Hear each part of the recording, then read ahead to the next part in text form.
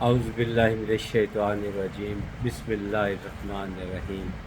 تمام دیکھنے اور سننے والوں کو میری طرف سے وعدم السلام علیکم۔ امید ہے کہ آپ سب لوگ خیریت سے ہوں گے، اللہ تعالیٰ کی حفظ و امان میں ہوں گے۔ اللہ تعالیٰ آپ کو خوش و خرم، ہنستا کھیلتا رکھے اور صحت والی زندگی عطا فرمائے۔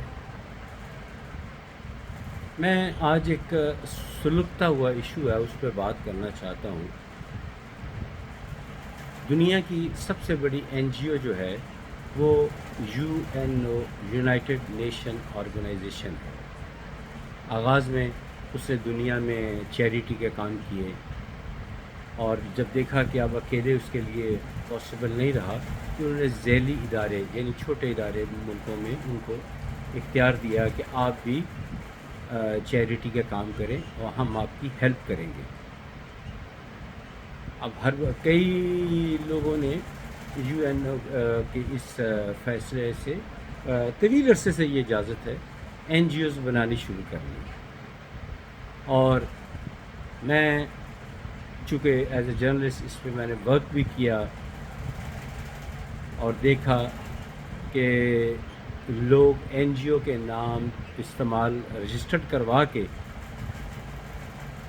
کچھ ہی عرصے کے بعد وہ بیانڈ امیجنیشن دولت سے مالا مال ہو جاتے ہیں۔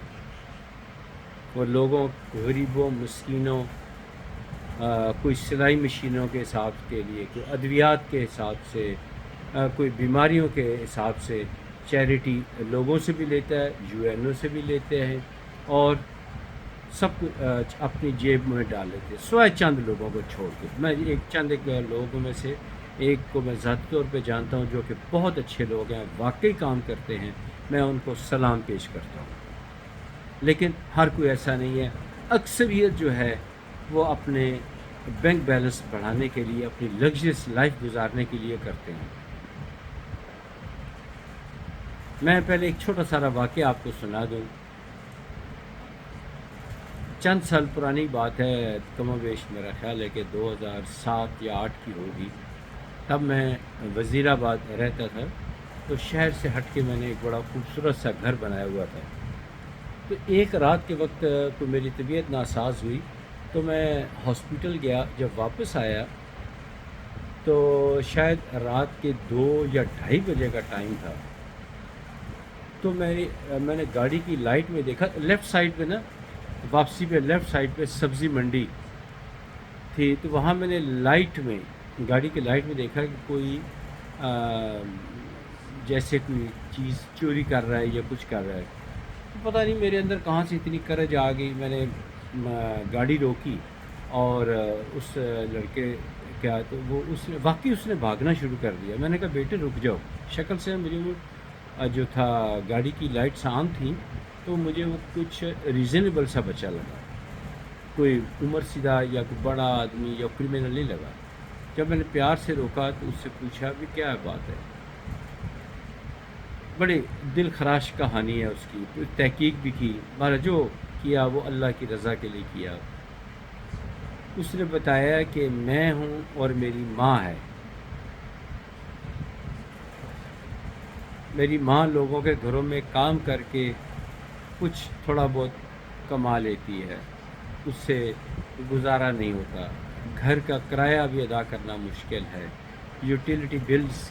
یہ اس وقت کی بات ہے جب اتنی مہنگائی نہیں تھی۔ میں نے پڑھنا بھی ہے اور میں نے آگے بڑھنا ہے، تو میری یہ روٹین ہے کہ میں رات کے وقت آتا ہوں، یہاں سے بچی کچی گلی سڑی سبزیوں میں سے کچھ سبزیاں اکٹھی کرتا ہوں، اور وہ کم از کم کچھ خرچہ تو گھر کا کم ہو جاتا ہے۔ میں چوری نہیں کرتا۔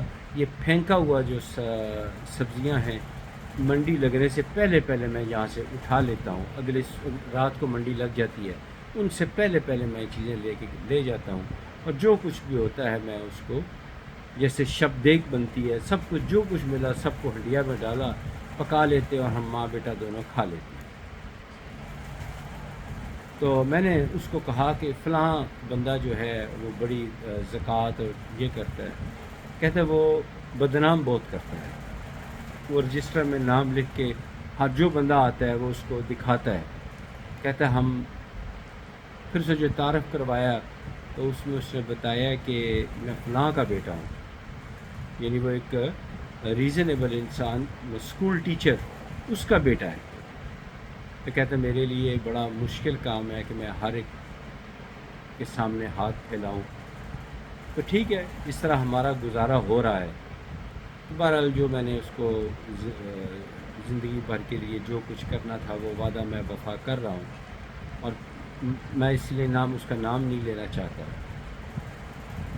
اب وہ ماشاءاللہ اسٹیبلش ہو گیا ہے, جاب تو اسے کوئی ملی نہیں, اس نے ریزنیبل سی کریانے کی دکان پہ اپنا کام کر رہا ہے. خیر بات ہو رہی تھی این جی اوز کی.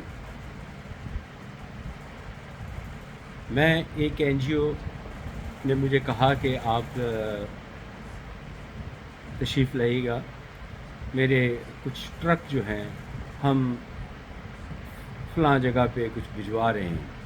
اگر میں نے تفصیل کی تو ان کا نام آ جائے گا, میں نام نہیں لینا چاہتا. میں وہاں پہ گیا تو ان میں بڑی آؤ بھگت کی. ٹرک جو تھے اس پہ بینرز لگے ہوئے ہیں, اپنی این جی او کے نام لگے ہوئے ہیں. اندر میں نے کہا کہ میں دیکھنا چاہتا ہوں. جب میں نے وہاں اندر جا کر دیکھا تو برائے نام تھوڑا تھوڑا سامان اس کے اندر رکھا ہوا تھا, باقی سب بینرز کے ساتھ کیمو فلیج کیا ہوا تھا, کور کیا ہوا تھا. تو میں نے کہا کہ تھوڑی دیر کے بعد میں نے کہا اجازت ہے؟ کہتے نہیں ٹھہر جائیں, ایک گروپ فوٹو ہونی ہے, چند ایک صحافی اور بھی آنے ہیں, وہ آئیں گے تاکہ وہ بھی کل صبح کی اخبار میں خبر لگائیں. کیا کہوں, میرا اس وقت دل کی کیا کیفیت تھی. مقصد ان کا یہ تھا کہ یہ اخباروں میں تصاویر لگیں گی اور ٹی وی پہ پتہ چلے گا, اور ہم لوگوں سے پیسے مانگیں گے کہ ہم نے یہ خدمت کیا اور ہماری خدمت کریں, ہماری اور مدد کریں تاکہ ہم آگے جا کے لوگوں کی مدد کریں. بڑے دکھ والی بات ہے کہ لوگوں کے لیے اللہ کے نام پہ پیسے مانگنے اور اپنی جیبیں بھر لیں اور دکھاوا کرنا. وہ لوگ میں دیکھا, ایسے لوگوں کے پاس بھی دیکھا جن کے پاس واللہ, آج میں نے قسم اٹھا لی, واللہ میں نے سائیکل بھی نہیں دیکھی تھی. آج ان کے پاس گاڑیاں اور ڈرائیور اور نوکرز اور ان کی لگژریز اور کئی شہروں میں ان کے گھر ہیں. لیکن میں نہیں سمجھتا کہ یہ رزق حلال ہے, بلکہ یہ حرام ہے. لیکن یہ ہمارے ملک میں بدقسمتی سے جاری ہے. ہاں ایک کچھ لوگوں کو میں نے دیکھا ہے, جب بھی سیلاب کا, یہ میں 2011 کی ایک واقعہ سناتا ہوں کہ جب سیلاب آیا تو ایک این جی او والے کو میں نے بڑا خوش دیکھا. میں کیا ہو گیا, تو وہ مجھے تو کچھ نہیں بتایا. اس کے قریبی ساتھی سے میں نے پوچھا تو اس نے بتایا کہ بس ان کی بن گئی. جس طرح ہر سال کاروباری بندہ رمضان کی انتظار کرتا ہے, کب رمضان آئے گا تو ہماری سیل بڑھے گی اور ذخیرہ جو ہم نے کیا ہوا ہے اس میں سے ہماری آمدنی بہت زیادہ بڑھ جائے گی. تو جب کہ یہ لوگ انتظار کرتے ہیں خدا نخواستہ دنیا میں کچھ سانحہ ہو جائے, کچھ سیلاب آ جائے, زلزلہ آ جائے, تو یہ پھر ان کی چاندنی ہو جاتی ہے. یہ پھر لوگوں سے چیریٹی لیتے ہیں, این جی او اس کے نام پہ لوگوں سے پیسہ اکٹھا کرتے ہیں اور اپنی جیبوں میں ڈالتے ہیں, کچھ دے بھی دیتے ہیں. 2005 میں زلزلے میں بڑے لوگوں کو بنتے ہوئے بھی دیکھا دنیاوی لحاظ سے, اور کچھ لوگوں کی میں سمجھتا ہوں عاقبت بھی سنورتے ہوئے بھی دیکھا, جنہوں نے سب کچھ لٹا دیا. وہ کیا نیک لوگ تھے, اچھے لوگ بھی ہیں, لیکن اکثریت جو ہے وہ مفاد پرست این جی اوز ہیں. اب میں نے شروع میں ذکر کیا تھا, ایک این جی او ایسی ہے جس کا میں چشمدید گواہ ہوں, جو واقعی کام کرتی ہے اور پرانا کام کرتی ہے اور دنیا بھر میں وہ پہنچتے ہیں, اور وہ ہے مسلم ہینڈز. پاکستان سے ان کا تعلق ہے. ان کو میں گھریلو گھر تک سے جانتا ہوں, وہ مسلم ہینڈز کے نام سے دنیا بھر میں ان کی شاخیں قائم ہیں، اور لوگ کیا کہتے ہیں اس کو، کام آتے ہیں۔ پرانی بات ہے، بوسنیا ہرزیگوینیا، وہاں پہ انہوں نے جب مسلمانوں کا وہاں قتل عام اور ان کے ساتھ زیادتی ہو رہی تھی تو وہ ان کی ہیلپ کے لیے پہنچے۔ تھر میں پانی کی قلت ہوئی تو پانی لے کر پہنچے، کنویں نکالے، وہاں سے کنواں نکالنا انتہائی مشکل، بہت ہی مشکل کام ہے۔ وہاں سے کھارا پانی نکلتا تھا، کھارے پانی کو وہ میٹھے پانی میں کنورٹ کرنے کا پلانٹ وہ لگائے ہیں، اور وہاں سے آپ نے سنا ہوگا کافی عرصے سے کہ تھر میں اب پانی کی قلت کم ہوگی، ختم نہیں ہوئی، کم ہو گئی ہے، اور کم ہونے کی وجہ وہ مسلم ہینڈز ہے۔ کچھ اور بھی اچھے ادارے ہیں، لیکن یقین کریں اکثریت این جی او بناتے ہیں اپنی ذاتی مفادات کے لیے۔ خدا را جو کچھ دینا ہے اللہ کی راہ میں اپنے ہاتھ سے دیں، اپنے ہاتھوں سے دیں۔ جو آپ نے اللہ کی راہ میں دینا ہے اپنے ہاتھ سے دیں۔ آپ اس طرح کر کے پھر جو اللہ کی راہ میں دینا ہے آپ ڈائریکٹ اس بندے کو دیں۔ میری ایک تجویز ہے کہ جو لوگ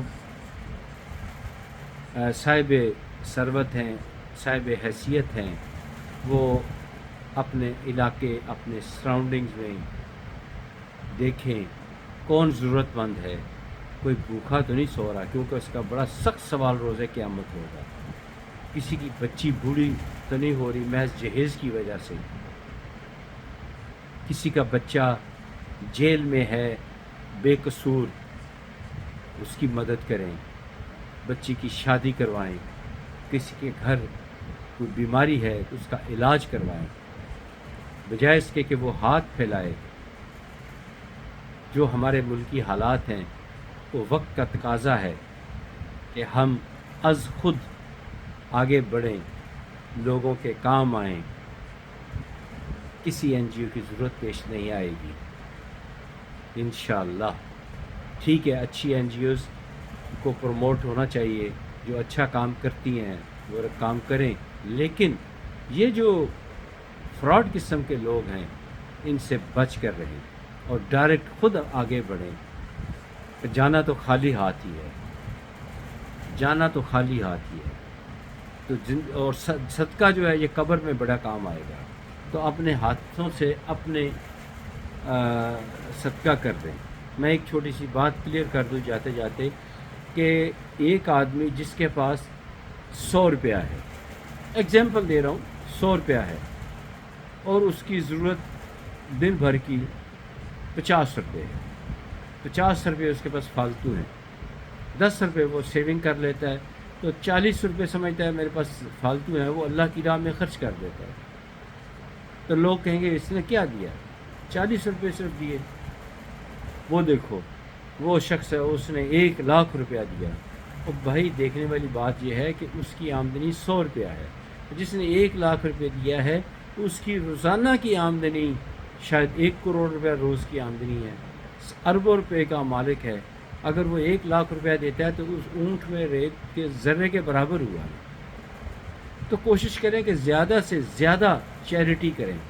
ملک کو ضرورت ہے، ہمارا ملک معاشی کرائسس میں سے گزر رہا ہے، تو آگے بڑھے، کام لوگوں کے کام آئیں، اور یہ جو اللہ کی راہ میں خرچ کریں گے یہ ایک سیف والٹ ہے، محفوظ جگہ ہے، بڑی محفوظ انویسٹمنٹ ہے۔ اس کا ریٹرن کئی گنا زیادہ ملے گا، اس دنیا میں بھی، آخرت میں بھی، اور قبر میں بھی اس کا صدقے کا بڑا کچھ ملے گا، اور انسان پچھتائے گا کہ کاش کہ میں زندگی میں سب کچھ صدقہ کر آتا، مگر اس وقت ممکن نہیں ہوگا۔ جس اولاد کے لیے چھوڑ کے جائیں گے پتہ نہیں وہ اس پیسے کے لیے آپس میں کتنے لڑائیاں جھگڑے کریں گے، قبر پہ فاتحہ کے لیے بھی آئیں گے کہ نہیں آئیں گے۔ میں نے سوشل میڈیا پہ ایک بہت بڑا بزنس مین جس کے آگے جو نسل ہے ان کی پاکستان میں چین انڈسٹریز کی، وہ جب پاکستان بننے کے کچھ عرصے کے بعد، یعنی کہ شاید 56 کی بات ہے، ان کی ڈیتھ ہو گئی تھی، اس وقت وہ 75 کروڑ روپے کے مالک تھے.